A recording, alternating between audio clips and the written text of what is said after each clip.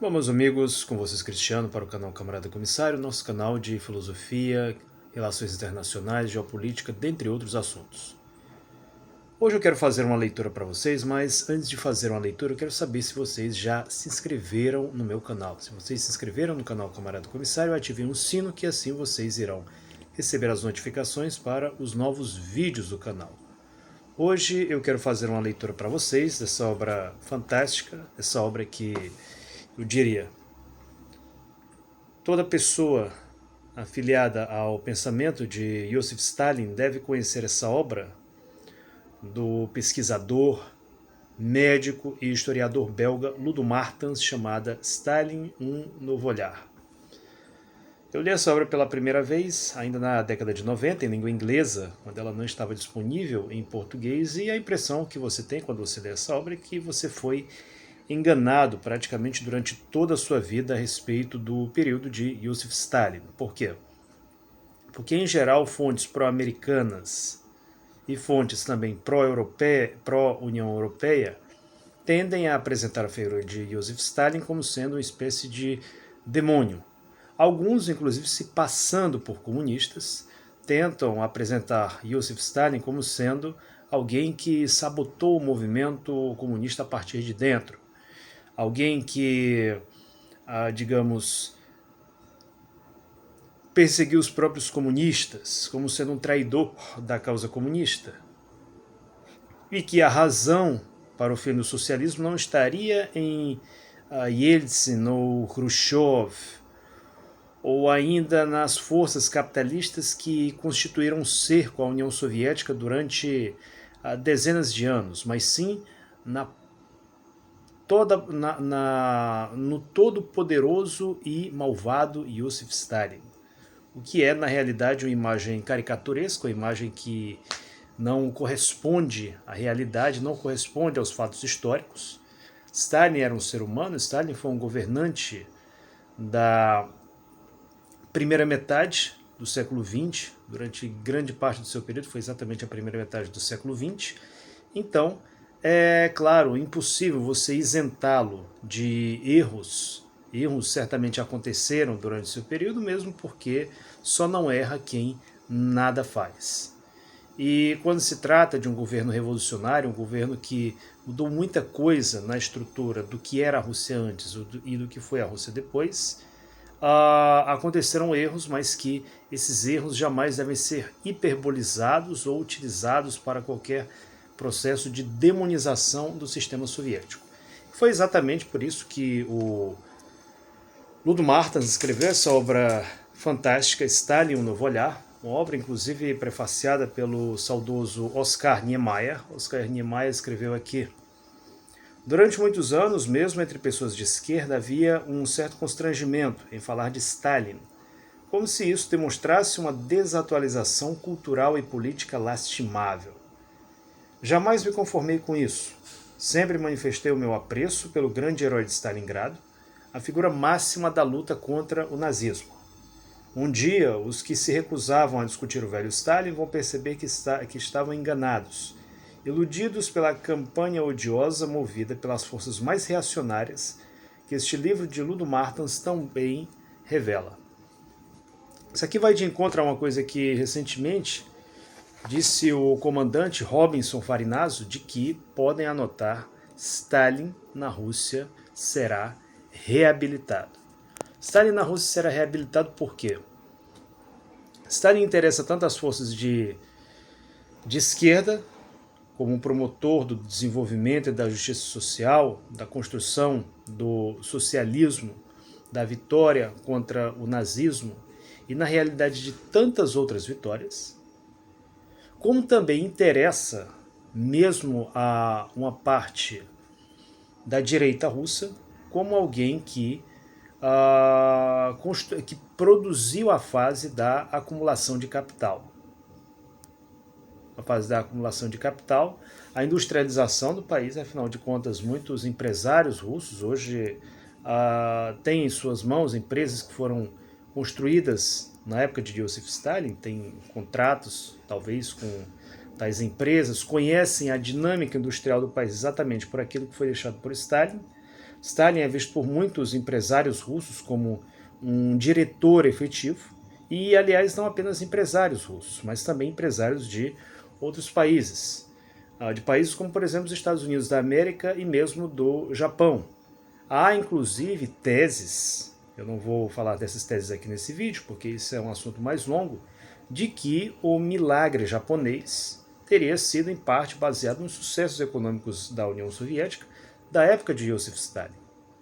É uma época em que nós vemos avançar os direitos humanos, as mulheres, por exemplo, conquistam o direito ao trabalho, quando elas não tinham esse direito durante a época do czarismo e mesmo em muitos países ocidentais, dentre outras conquistas sociais. Mas aqui nós vamos falar particularmente do milagre econômico pela ótica de um japonês. Vejam só, não se trata de um comunista japonês, mas sim um japonês, o Kuromiya. Ele escreveu uma obra importantíssima que foi lembrada aqui pelo Ludo Martens. Aliás, esse é o grande ponto positivo dessa obra que eu acabei de apresentar a vocês. É o fato de que o Ludo Martens, essa obra do Ludo Martens, na realidade é uma obra catalisadora das experiências que diversas pessoas tiveram na União Soviética, comunistas e não comunistas. Tem muita gente que pensa que essa obra aqui é uma obra de propaganda comunista. Ela não é uma obra de propaganda comunista, porque o objetivo aqui não é esse. O objetivo é falar das conquistas da época de Stalin pela visão, pela perspectiva de diversas pessoas que vivenciaram o período, quer dizer, que presenciaram a sua época, como também de analistas, de grandes especialistas, inclusive engenheiros industriais, que analisaram o crescimento econômico e industrial dessa época. Então vamos ver o que ele diz aqui a respeito do milagre econômico. No curso da industrialização, os trabalhadores soviéticos realizaram milagres econômicos que despertam sempre a admiração.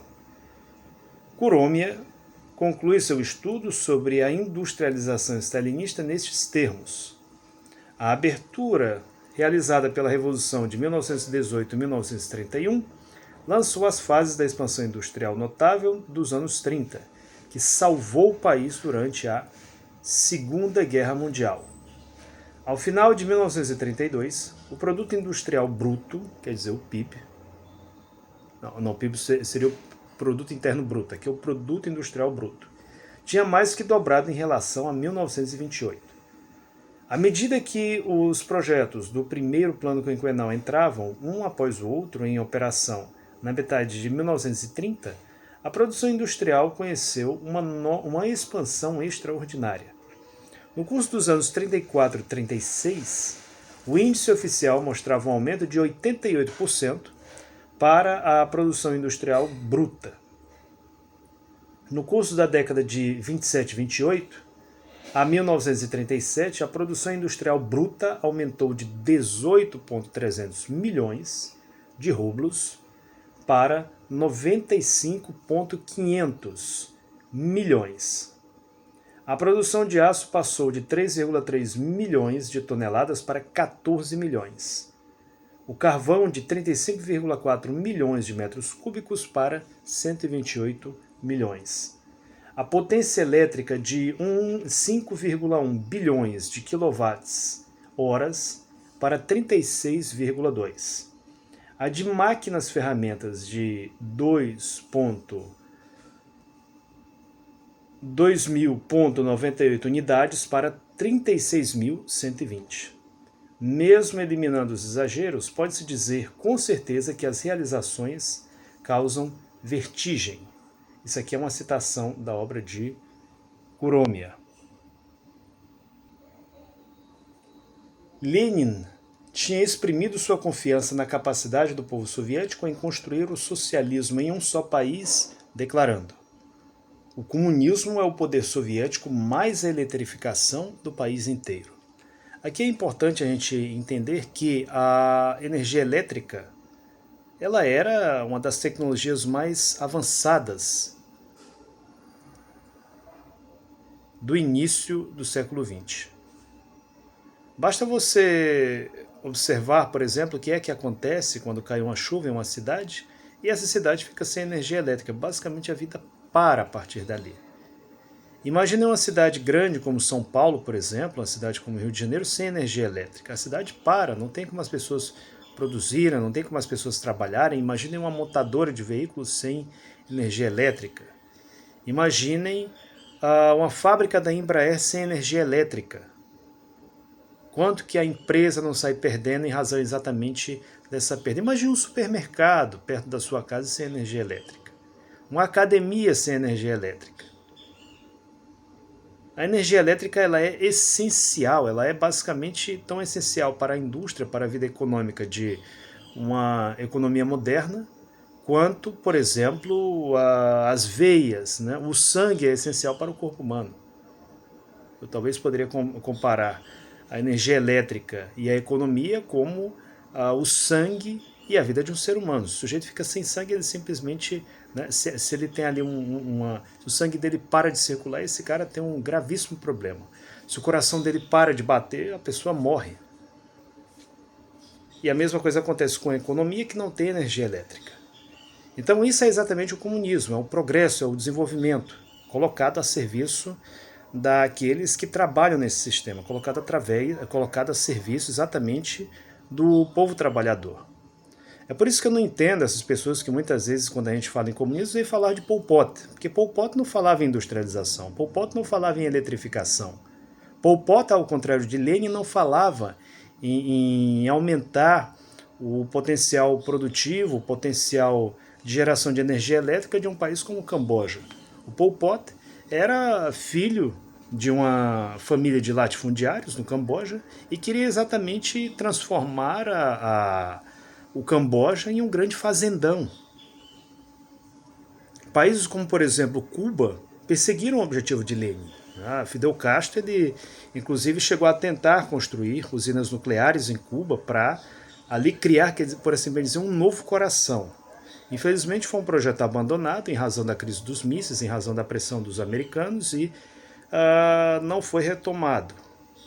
Apesar de que isso seria essencial para Cuba para evitar os chamados apagões. Cuba sofreu muito por causa deles durante a década de 90, assim como também a Coreia do Norte durante a década de 90. Nesta época, em 1920, Lenin tinha proposto um plano geral de eletrificação que previa, no curso dos 15 anos a virem, a construção de 30 centrais elétricas com uma potência de 1,75 milhões de quilowatts. Ora, graças à vontade e à tenacidade de Stalin e da direção bolchevique, em 1935 a União Soviética dispunha de uma potência de 4,07 milhões de quilowatts. O sonho temerário de Lenin tinha sido realizado em 233% por Stalin. Ou seja, aquilo que Lenin queria para a União Soviética, Stalin conseguiu fazer ainda mais. Inclusive, futuramente, nos anos 40, com o desenvolvimento da primeira usina nuclear, quer dizer, o uso da energia nuclear para fins pacíficos. Enquanto que os Estados Unidos visaram essa energia para fins belicosos, para destruir a Hiroshima e Nagasaki, Stalin utilizou essa energia exatamente para gerar energia, para melhorar a qualidade de vida dos cidadãos da União Soviética. Vamos lembrar que até hoje eu moro em uma cidade, São Petersburgo, que é alimentada exatamente por energia nuclear. É uma cidade bastante desenvolvida, uma cidade belíssima, que é alimentada exatamente por esse tipo de energia que foi desenvolvida na época de Joseph Stalin. Herança, quer dizer, de Stalin, que hoje aquece os lares de milhões de cidadãos da Federação Russa. Tem inclusive uma russa que ela não é comunista, é a Valéria Fominar, é uma blogueira, ela tem um Instagram muito visitado, e ela disse que sentiu mais frio aqui no Brasil do que sentiu na Rússia. Aí você pergunta para mim, mas como é que isso é possível? A Rússia é um país tão frio, é um país que tem neve, tem invernos com menos 50 graus, e a pessoa sente mais frio no Brasil do que na Rússia, só que tem uma diferença muito grande. A ciência soviética ela desafiou a natureza. Ela utilizou a natureza ao seu próprio favor. A energia nuclear foi utilizada para aquecer casas de milhões de pessoas, para salvar vidas. Imagine uma pessoa que tem problemas de reumatismo e sobrevive a um inverno, por exemplo, de menos 50 graus. A energia nuclear ela permite que as casas, até hoje na Rússia, tenham calefação. Você está na sua casa e você usa uma camisa dessa aqui, né? Se sente como em Fortaleza. As pessoas andam de short e de camiseta dentro de casa na Rússia exatamente em razão da energia nuclear, que é uma energia limpa, é uma energia barata e é uma energia que serve às necessidades da população. Isso para não falar também de outras formas de energia, mas vamos retornar aqui. Aí está um cabal desmentido a todos esses renegados cultos que leram em algum lugar que a construção socialista em um país, e além disso camponês, era coisa impossível. A teoria da impossibilidade do socialismo na URSS, difundida pelos mencheviques e os trotskistas, não exprimia outra coisa senão o pessimismo e o espírito de capitulação de certa pequena burguesia. À medida que progredia a causa socialista, seu ódio pelo socialismo real, esta coisa que não deveria ocorrer, só se aguçava. O crescimento dos fundos fixos entre 1913 e 1940 oferece uma ideia bastante precisa do esforço incrível realizado pelo povo soviético. A partir de um índice de 100 para o ano precedente à Primeira Guerra Mundial, os fundos fixos na indústria alcançaram a cifra de 136, por ocasião do lançamento do Plano Quinquenal em 1928. Às vésperas da Segunda Guerra Mundial, 12 anos mais tarde, em 1940, o índice era de 1.085 pontos, ou seja, uma multiplicação por 8 em 12 anos. Os fundos fixos da agricultura tinham evoluído de 100 para 141, justamente antes da coletivização de 1928, para alcançar 333 pontos em 1940. Olha só a matemática aqui a serviço da razão. É muito importante que todo comunista, e aliás não só todo comunista, que qualquer pessoa de bom senso, aprenda matemática. A gente está vendo aqui o quanto é importante para a gente ter um juízo correto de cada coisa. Durante 11 anos, de 1930 a 1940, a União Soviética conheceu um crescimento médio da produção industrial de 16,5%. Qual é o país hoje que cresce 16,5% em termos de crescimento industrial? Um dos países que mais teve esse crescimento foi a China. A China, que foi um país que, a propósito, não relegou o legado de Stalin. Pode até ter deixado de lado com relação a algumas questões, como, por exemplo, no mercado, mas não na questão do crescimento industrial da fase de acumulação de capital, que é essencial para você criar o socialismo. Para você criar o socialismo, você precisa ter o capital. Aquela ideia do famoso economista brasileiro de deixar o bolo crescer para depois dividi-lo, não é uma ideia estranha ao socialismo. A questão é entre quem você vai dividir. No curso da industrialização, o esforço essencial foi consagrado à criação das condições de liberdade e de independência da pátria socialista. Ao mesmo tempo, o regime socialista lançou a base do bem-estar e da prosperidade futura. A maior parte do crescimento da renda nacional era destinada à acumulação. Olha só o que eu estava falando. Não se podia pensar na melhoria do bem-estar material no imediato. Sim, a vida dos operários e dos camponeses foi dura. Isso é uma coisa que também ninguém nega. Os fundos de acumulação passaram de 3,6 bilhões de rublos em 1928, que representava 14,35% da renda nacional, para 17,7 bilhões de rublos em 1932, ou seja, 44,2% da renda nacional. Os fundos de consumo, ao contrário, diminuíram ligeiramente, de 23,1 bilhões de rublos em 1930 para 22,3 bilhões 2 anos mais tarde. Segundo Kuromia, em 1932, os salários reais dos operários de Moscou não atingiam mais do que 53% do seu nível de 1928. Enquanto os fundos fixos da indústria se multiplicavam por 10 em relação a antes da guerra, o índice da construção de habitações não atingia senão 225 pontos em 1940. As condições de habitação não foram nada melhoradas. Convenhamos que até hoje na Rússia isso é um problema, né? Hoje, se você vai comprar, por exemplo, numa cidade como São Petersburgo, um apartamento de um quarto, então ele acaba saindo muito mais caro do que você comprar um apartamento no Brasil de um quarto, mesmo que você compre uma área um pouco mais afastada do centro. É uma das razões pelas quais hoje muitos russos têm poucos filhos, porque apesar dos incentivos do governo, muitas vezes não há o espaço suficiente para você ter ali 2, 3 filhos. A não ser que você queira, claro, espremê-los todos num espaço pequeno, que não é uma coisa boa. Não é verdade que a industrialização se soldou por uma exploração militar feudal do campesinato, como afirmou Bukharin. A industrialização socialista, que evidentemente não se podia fazer por uma exploração de colônias, foi realizada graças ao sacrifício de todos os trabalhadores, operários tanto quanto camponeses e intelectuais. Stalin era insensível às terríveis dificuldades da vida dos trabalhadores? Questionou Ludo Martens. Stalin compreendia perfeitamente que era preciso começar a assegurar a sobrevivência da pátria socialista e de seus homens antes que pudesse ser resolvida a questão de uma melhoria substancial e durável do modo de vida. Construir habitações.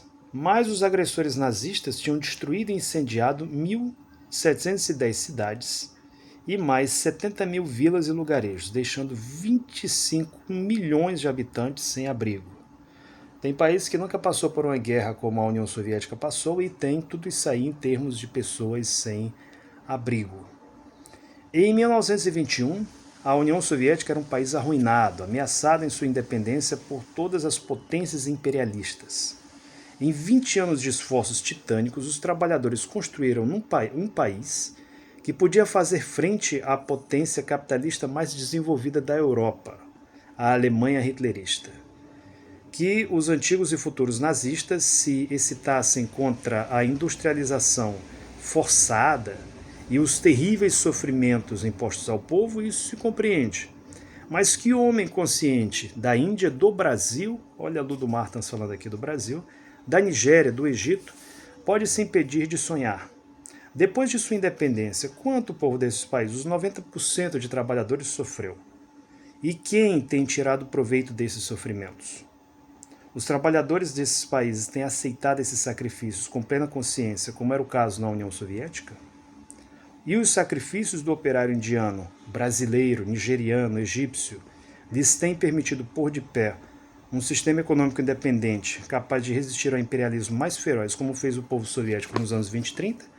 Assim conclui esse trecho com essa indagação do Martens. Então essa aqui foi a leitura dessa obra fantástica, Stalin, um novo olhar, de Ludo Martens, no caso aqui da editora Revan, uma obra que eu sugiro a vocês que leiam. Muita gente pede recomendações de leitura, aqui está uma excelente recomendação para vocês. Lembrando que esse é um canal independente, é um canal que não recebe nenhum financiamento de ONGs e muito menos de departamentos americanos. Por isso eu peço a você que contribua para o Pix do meu canal, que vai ficar logo abaixo na descrição, se você aprecia o meu conteúdo e quer de alguma forma ajudar.